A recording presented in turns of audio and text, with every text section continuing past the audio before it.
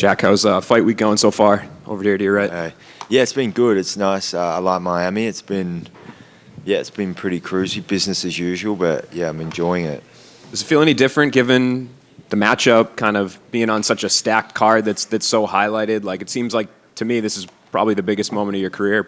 Yeah, for sure. Definitely the biggest moment of my career. It feels much the same as any other fight week, if I'm honest. Yeah, got a job to do, and that's what we're coming to do. What do you think of Gilbert Burns? Yeah, I think Gilbert's a good fighter. You know, he's obviously battle-tested. He's very tough. He's durable, and he's been in there with some of the best. So, yeah, I definitely expect the challenge.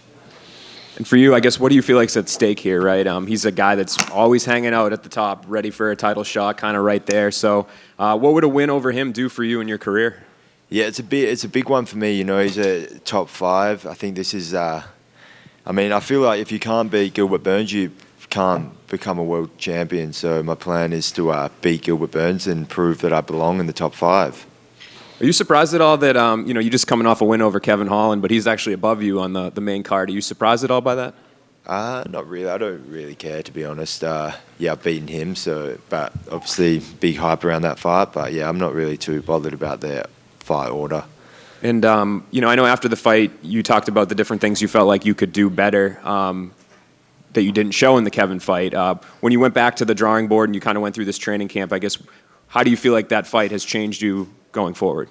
Yeah, for sure. I think it was a good learning curve. You know, Kevin's a dangerous fighter, and I felt I could have given more, but didn't on the night. But yeah, I'm looking forward to. I want to get a finish. I want to get back to my finishing ways. So that's what I'm coming to do this weekend.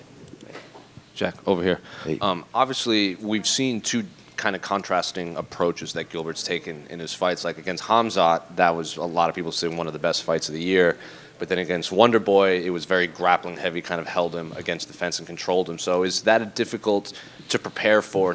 Like, because those are two very contrasting approaches that your opponent could take.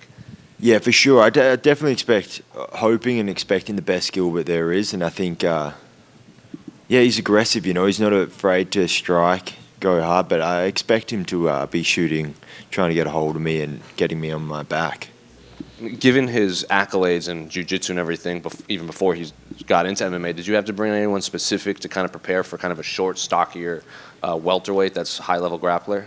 Not really. Just generally, practicing, trying to improve day by day grappling and improving off my back and trying not to let the fight get there. So much the same. And then last one for me. Can I get your thoughts on the main event between Sean and Cheeto?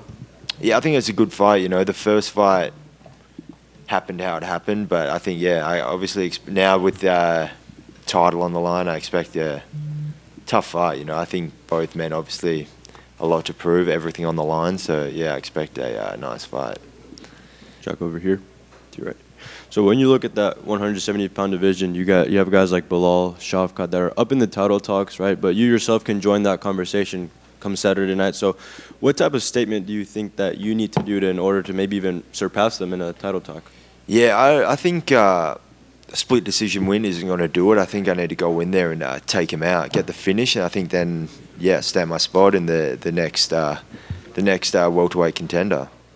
And last time out, you received your wish of fighting at the T-Mobile Arena. Now you're on a stacked card here in Miami. So what is next for you on your bucket list here in the fight game?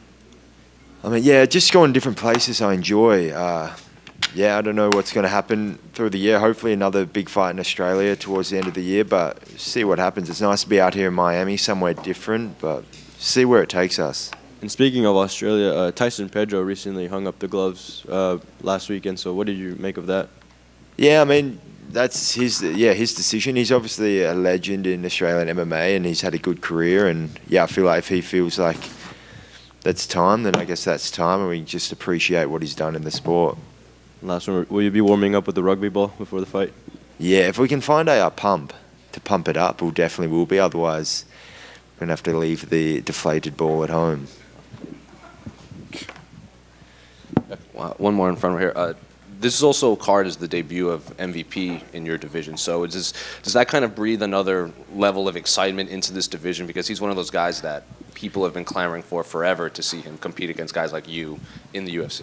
Yeah, of course. He's got a very interesting style. Not too many people in the UFC have that sort of style. So yeah, definitely see how it plays, see how he goes. He's got a tough fight in front of him, and yeah, definitely something that sort of style excites me. And if all goes well for everyone, might be able to see that fight in the future.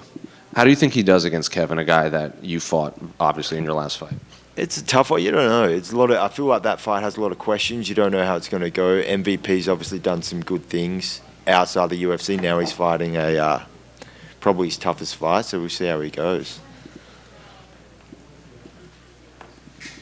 Sweet. Thank you.